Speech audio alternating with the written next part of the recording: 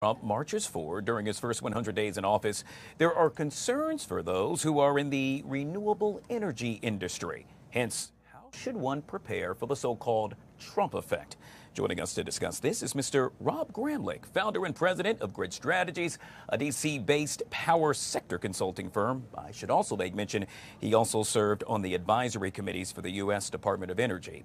Sir, welcome to the show. Good to see you.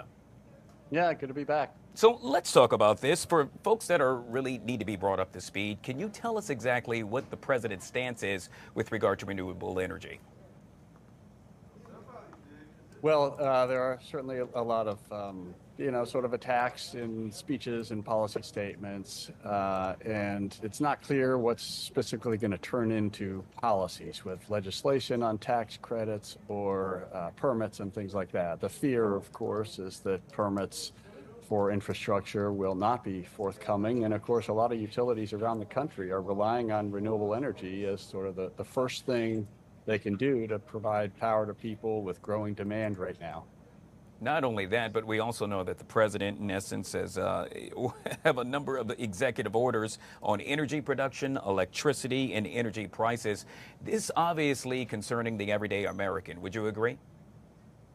Well, it should, because electricity rates seem to be going up, not down at this point. I mean, we'll see what happens, but the problem is whatever kind of energy source you're relying on, you're going to need aluminum and steel, right? And there's tariffs on that.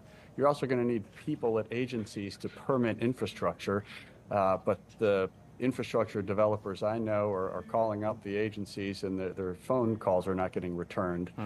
With sort of the mass firing. So that, the concern is you gotta have people and permits to build the infrastructure needed to supply people's power, but that's all missing right now. We know with the president, it's all about the polls. It's all about surveys. In this case, we know that the survey stands to be somewhat in the middle right now with regard to his approval rating. I would suspect yet again that cutting electricity rates is something probably top of mind for the president and something that needs to happen ASAP.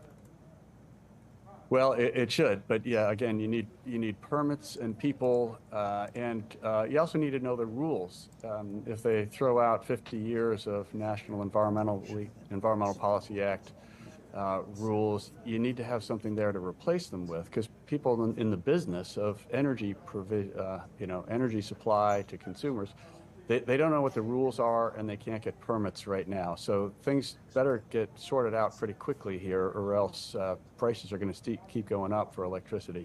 Yeah, we live in a day and age where technology is, well, that's probably top of mind for a lot of Americans as well. In this case, we're talking about advanced nuclear, geothermal, and other advanced technologies. How is all of this going to fare into the situation?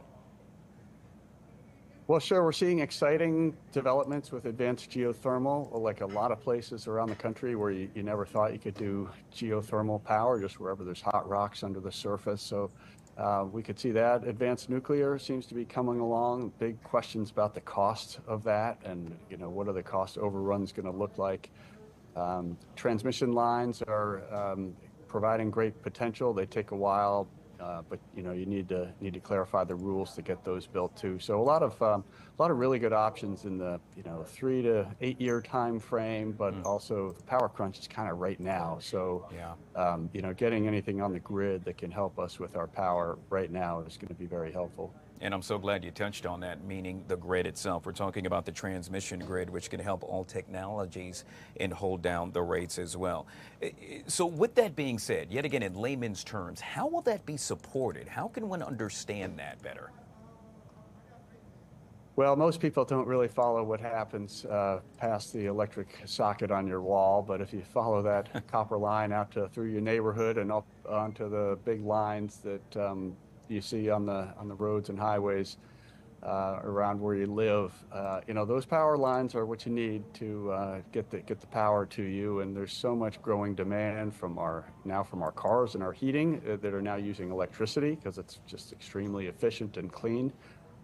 So that's great, but we need that electrical infrastructure to get developed in order to provide that, or else, if you have high demand and low supply, that leads to high prices. So that's what we're trying to avoid. Yeah, Rob, I know you don't have the crystal ball in front of you, so you can't tell the future, but a lot of folks want to know, as we wrap up this conversation, what do you foresee happening in the whole renewable energy field?